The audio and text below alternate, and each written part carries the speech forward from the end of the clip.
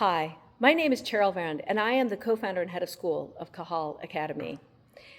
I think I speak for us all when I say that I am really concerned about the way that the costs of special education are continuing to rise and the burden that's placing on taxpayers and communities.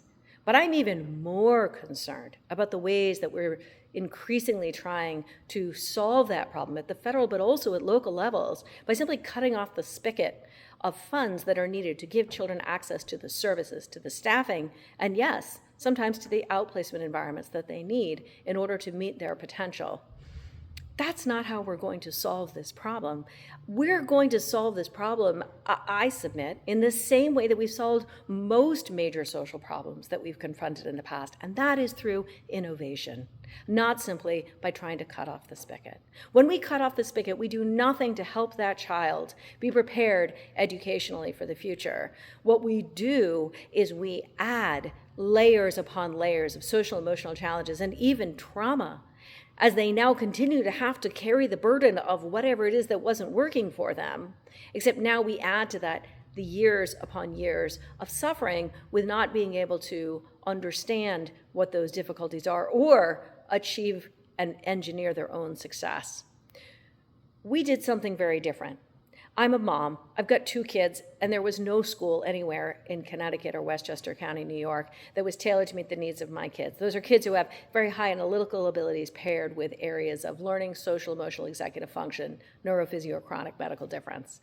That kind of blew me away. So we started out as everybody deserves a school, so let's create one for this group of kids. But as we dug into the science and started to take down the silos between different fields, what we soon discovered was that, in fact, the field of neuroscience has moved so far in understanding how children learn, socialize, and grow since special education templates, approaches, protocols, and yes, legal frameworks were first put in place long before the development of the functional MRI machine changed pretty much everything we think we know.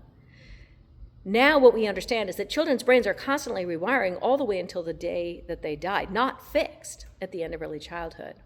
So what we did is I've drawn together an expert team of clinicians who have incredible diagnostic experience, but also great understanding and expertise in how it is that the different clinical patterns and approaches that we all utilize and even our testing instruments work.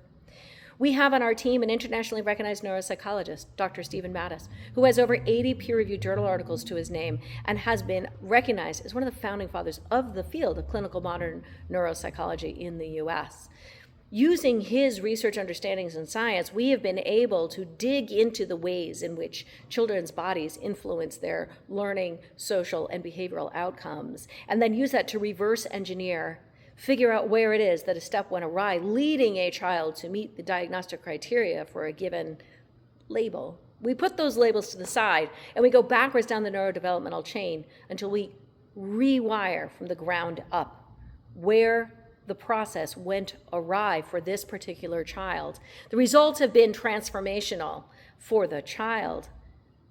But if we look at this broader social problem, we need to be empowering our children. We need to be meeting their needs in more effective ways. We need to be giving them the future that they should have the opportunity, the future defined by their strengths, not by the challenges that they didn't ask for. So that's happening with this new model and technique. But here's the other piece.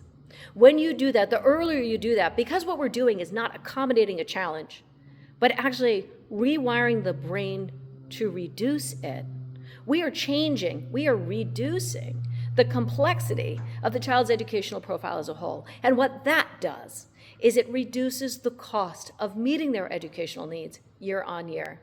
In fact, we have probably the only declining tuition model that you're going to find, because we pass those savings on to families and sending school districts as we help a child to move up the stages until they are able to access their strengths without needing this additional support. What that means for a family or for a sending school district is that the cost of meeting this child's educational needs is also decreasing by as much as what could be $100,000 per child per year. Imagine a child with very complex special educational needs, very complex social emotional profile, because they've had very complex educational needs, who after 2 years, 3 years, is able to transition back, not just to a mainstream environment, but to a general education population, or to go on to the college of their dreams, as we have seen with our first graduate. If this sounds to you like a movement that you would like to see succeed, I hope that you will join us. This began, I use that word movement intentionally, this began as a grassroots solution to a grassroots problem, a problem that all of us who raise these complex children know well from our kitchen table, our minivans, and everywhere in between. It didn't come out of a big research institution. We don't have some grant funding behind us. This just came out of an incredibly mission-centric, driven team fueled by passion for applying all known available science to support our children. Each donation that is made to our scholarship fund has two big impacts. The first is for that individual child that has an opportunity to come and be part of our program where perhaps their family isn't able to afford it.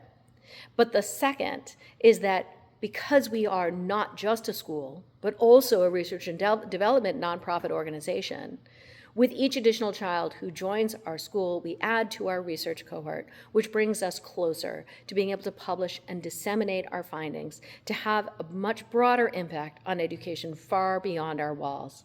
If that sounds like something that you would like to see succeed, I hope that you will consider making a donation to our cause. You can reach us at cajalacademy.org. Check out our giving page. You can access from the top button on every page of the website, and we hope that you will consider joining our movement to re-examine education through the lens of neuroscience and move children forward. Thank you so much for watching. We appreciate your consideration and your time.